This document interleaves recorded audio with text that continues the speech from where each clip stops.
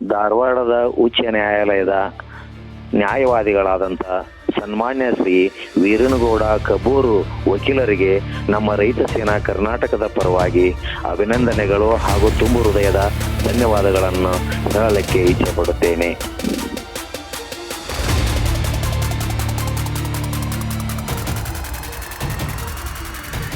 ಎರಡು ಸಾವಿರದ 20-21 ಸಾಲಿನಲ್ಲಿ ಏನು ನವಲಗುಂದ ತಾಲೂಕು ತಿರ್ಲಾಪುರ ಗ್ರಾಮದಲ್ಲಿ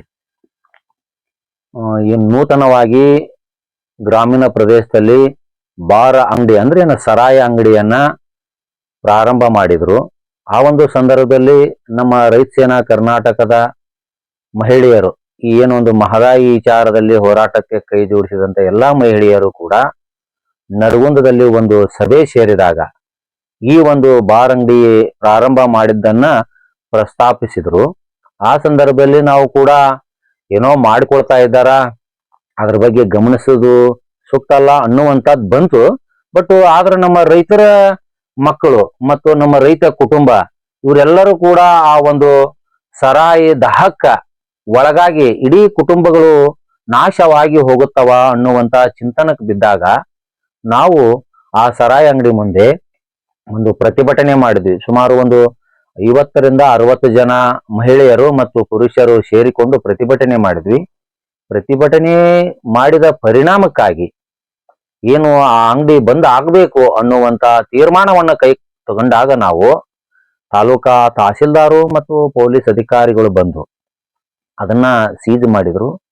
ಸೀಜ್ ಮಾಡಿ ರೈತರದು ವಿರೋಧ ಇದೆ ಅನ್ನುವಂತಹದ್ದನ್ನ ಸ್ಪಷ್ಟವಾಗಿ ಮೇಲಧಿಕಾರಿಗೆ ತಿಳಿಸಿದ್ರು. ಅದಾದ ನಂತರ ಊರಲ್ಲಿ ಕೆಲವಷ್ಟು ಗಣ್ಯ ವ್ಯಕ್ತಿಗಳು ಬಹಳ ಊರನ್ನ ನಿರಂತರವಾಗಿ ಆಡಳಿತ ಮಾಡ್ಕೊಂಡು ಬಂದಂತ ಗಣ್ಯ ವ್ಯಕ್ತಿಗಳು ಅವರೆಲ್ಲರೂ ಒಂದು ಕಡೆಗೆ ಸಾರಾಯಿ ಅಂಗಡಿ ಬೇಕು ಅಂತ ಹೇಳಿಬಿಟ್ಟು ತಮ್ಮ ಒಂದು ಮನವಿ ರೆಡಿ ಮಾಡಿಕೊಂಡು ಆ ಮನವಿಯಲ್ಲಿ ತಮ್ಮೆಲ್ಲವನ್ನ ಸಹಿ ಸಂಗ್ರಹಣ ಮಾಡಿ ಒಪ್ಪಿಗೆ ಕೇಳ್ತಾ ಇದ್ದಾರ. ಇವರು ಎಲ್ಲೇ ಅಬಕಾರಿ ಡಿಸಿಗೆ ಮತ್ತು ತಹಶೀಲ್ದಾರ್ಗೆ ಇಡೀ ಊರು ಬೇಡ ಅಂತ ಇದೆ. ಆ ಊರನ್ನ ಆಡಳಿತ ಮಾಡಿದಂತ ಕೆಲವು ಬೆರಳೆಣಿಕೆಯ ವ್ಯಕ್ತಿಗಳು ನಮಗೆ ಸಾರಾಯಿ ಅಂಗಡಿ ಬೇಕು ಅಂತ ಮನವಿ ಕೊಟ್ರು. ಇದು ಅತ್ಯಂತ ನಾಚಿಗೇಡಿನ ಸಂಗತಿ. ಯಾಕಂದ್ರ ಇವತ್ತ ತುಷ್ಟೀಕರಣ ರಾಜಕಾರಣ, ಭ್ರಷ್ಟಾಚಾರ ರೈತ ಕುಟುಂಬಗಳನ್ನ ಯಾವ ನಿಟ್ಟಿನಲ್ಲಿ ಕೊಂಡೊಯ್ತಾ ಇದೆ ಅನ್ನುವಂಥದ್ದು ಸ್ಪಷ್ಟಪಡಿಸ್ತಾ ಇದ್ದೇನೆ. ಅದಾದ ನಂತರ ನನಗೆ ಕರೋನಾ 2021-22ರಲ್ಲಿ ಕರೋನಾ ಸ್ಟಾರ್ಟ್ ಆಯ್ತು.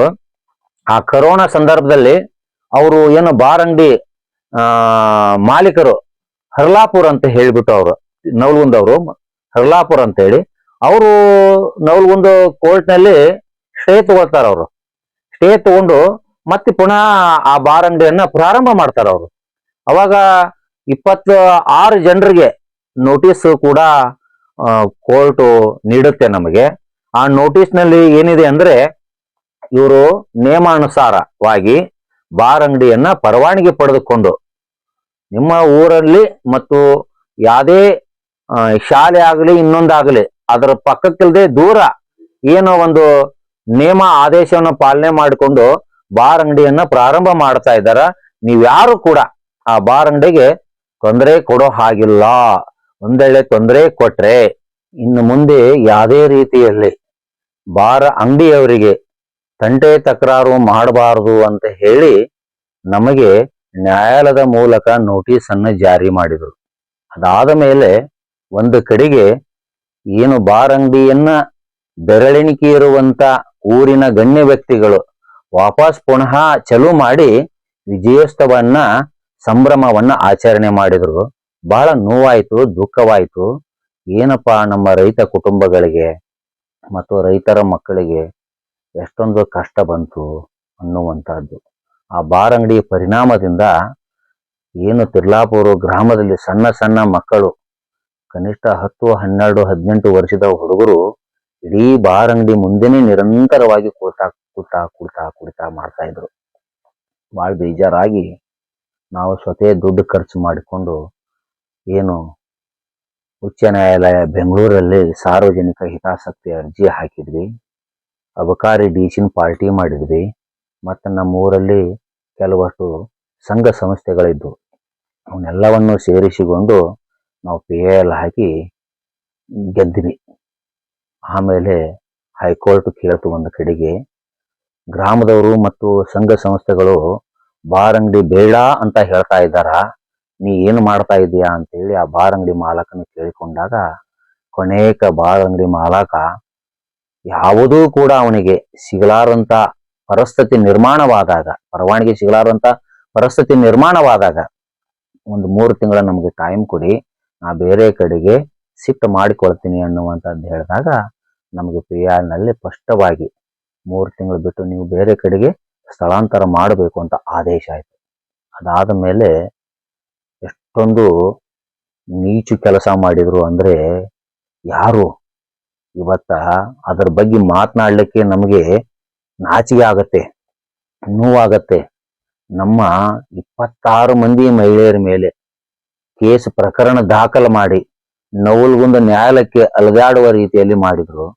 ಕೊನೆಕ ನಾನು ಅದನ್ನೆಲ್ಲವನ್ನ ಗಮನಿಸಿ ಸನ್ಮಾನ್ಯ ವೀರನಗೌಡ ಕಬ್ಬೂರ್ ವಕೀಲರು, ಅವರು ಮೊದಲ ನ್ಯಾಯಾಧೀಶರು, ಆ ನ್ಯಾಯಾಧೀಶರು ಆಗಿ ಕೋರ್ಟ್ನಲ್ಲಿ ಕಾರ್ಯನಿರ್ವಹಿಸಿದ್ದಾರೆ ಅಂತವರ ಸಂಪರ್ಕ ಮಾಡಿದ್ವಿ.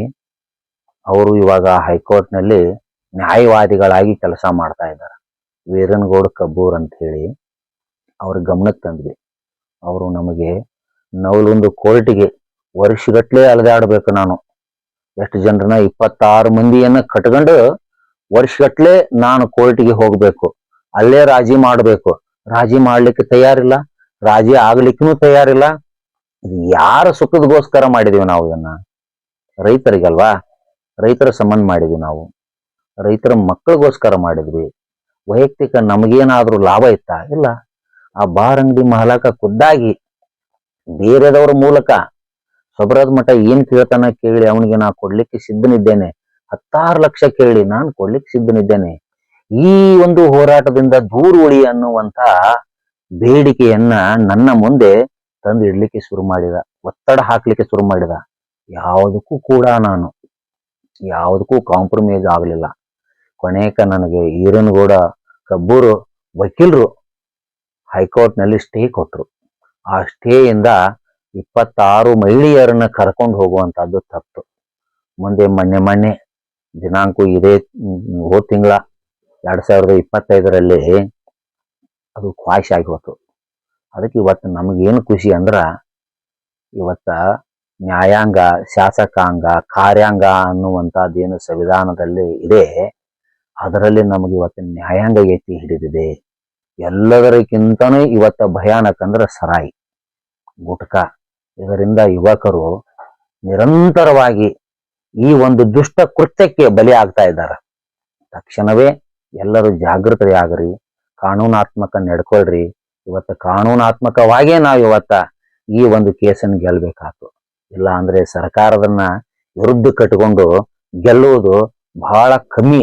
ಆದ್ರೆ ಇವತ್ತು ನಾವು ಸರ್ಕಾರ ಏನು ಪರ್ಮಿಷನ್ ಕೊಟ್ಟಿತ್ತು ಅದ್ರ ವಿರುದ್ಧವಾಗಿ ಹೋರಾಟ ಮಾಡಿ, ಅದು ಕರೋನಾದೊಳಗ, ಭಯಾನಕ ಕರೋನಾದೊಳಗ ನಾವು ಕೋರ್ಟಿಗೆ ಹೋಗಕ್ಕಾಗಲ್ಲ ಅಲ್ಲೇ, ಆದ್ರೂ ಕೂಡ ಆನ್ಲೈನ್ ಮುಖಾಂತರ ಬಹಳ ಕಷ್ಟಪಟ್ಟು ಇಂಥದೊಂದು ಜಯಿಸಿದ್ವಿ.